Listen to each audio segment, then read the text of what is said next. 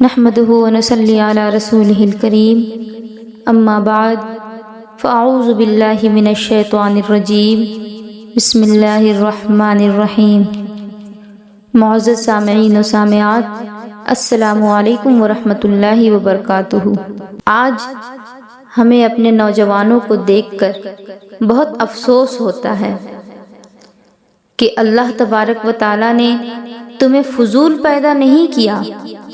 آج ہمارے جوانوں کو دیکھ کر کوئی مدد کے لیے بھی نہیں پکارنا چاہتا، کیونکہ یہ تو خود ہی دھوکے میں ہے۔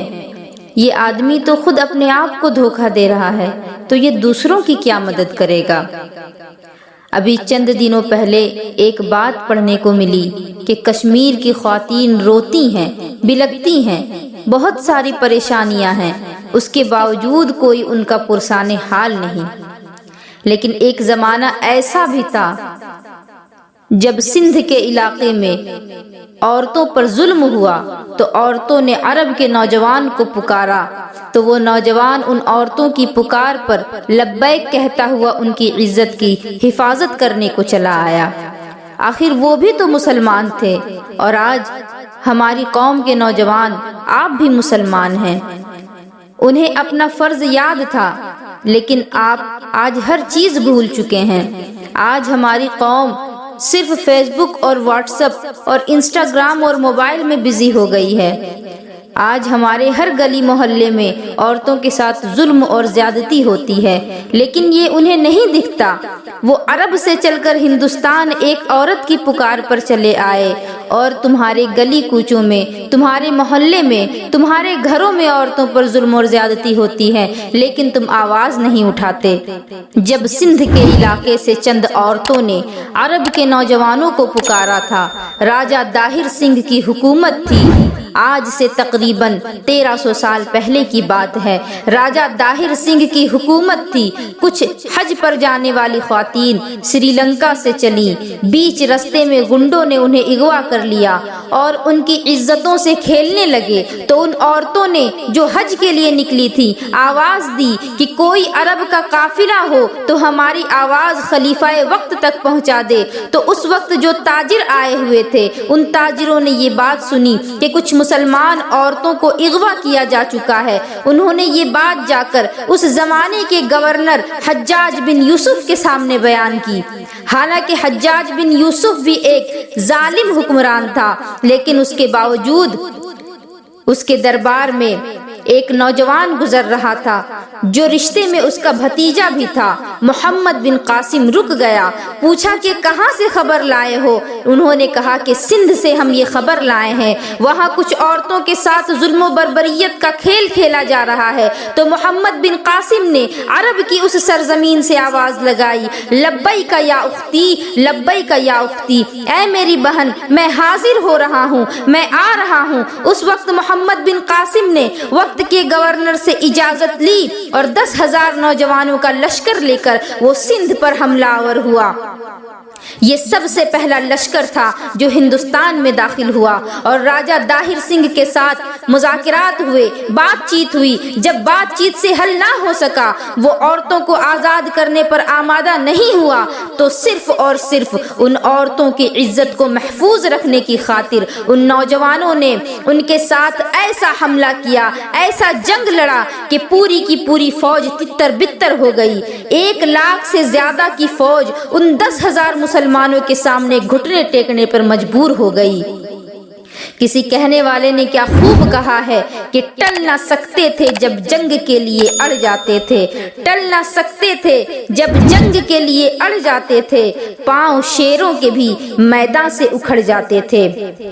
سارے گنڈے پکڑے گئے، حتیٰ کہ راجہ داہر سنگھ بھی گرفتار ہوا، ان عورتوں کو آزاد کیا گیا۔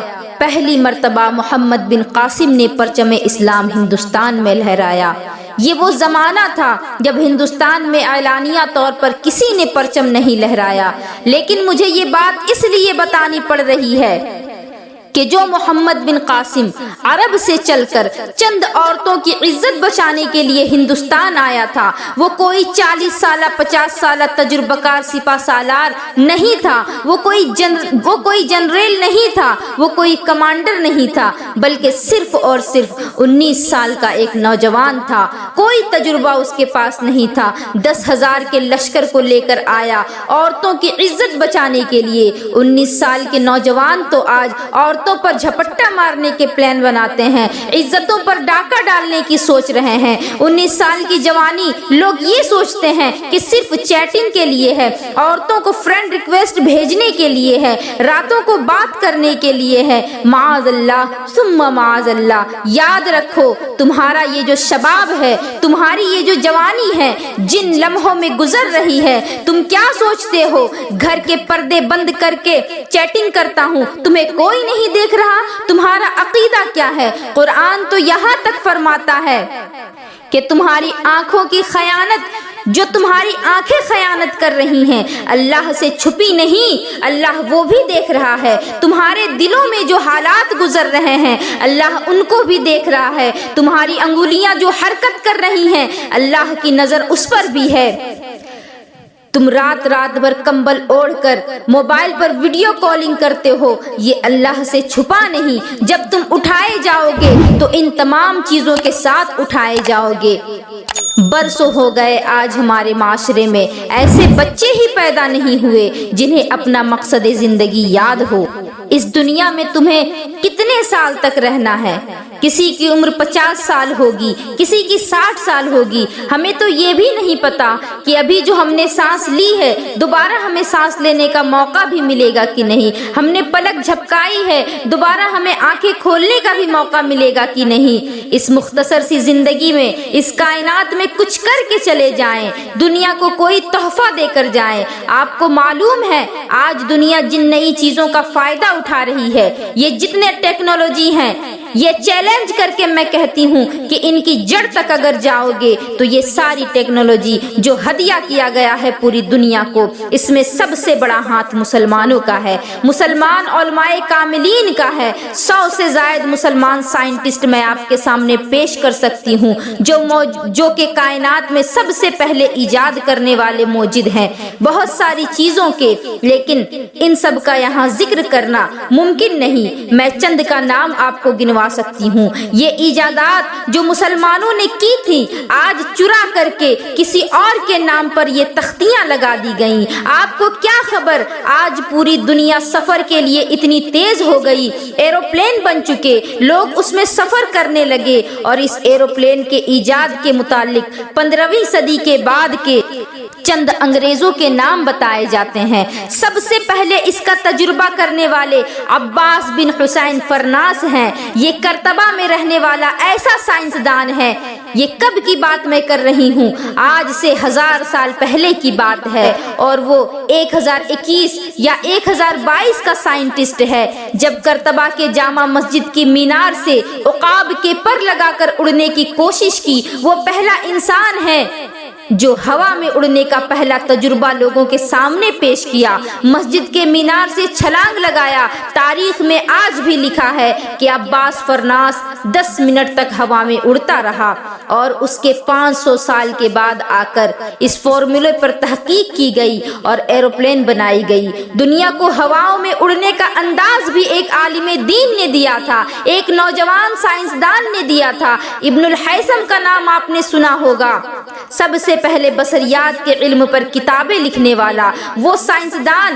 جس نے آنکھوں کے متعلق تمام تفصیلات درج کی، بلکہ دنیا میں سب سے پہلے کیمرے کا تصور دینے والا ابن الحیثم ہے کہ روشنی جتنی باریک حصے سے کمرے میں سے جائے گی، کمرے سے کیمرہ بنایا جائے گا۔ ابن الحیثم کون ہے؟ ایک مسلم سائنسدان۔ اتنا ہی نہیں، ابو بکر رازی یہ وہ طبیب ہیں جو پوری دنیا میں علم طب کا فاؤنڈر ہے، میڈیکل سائنس میں سب سے زیادہ کتابیں لکھنے والا مسلم عالم دین ابو بکر رازی، جنہوں نے آج سے کئی 100 سال پہلے علم طب کا تصور دیا۔ سرجری کے معاملات پوری دنیا میں کہیں پر نہیں تھے، سب سے پہلے ابو بکر رازی نے سرجری کے طریقے بتائے، ہاسپٹل کا نظام دیا، کہ ہاسپٹل کہاں بنایا جائے۔ بغداد میں انہوں نے خلیفہ سے کہا کہ گوشت کے ٹکڑے کاٹ کاٹ کر ہر محلے میں لٹکائے جائیں۔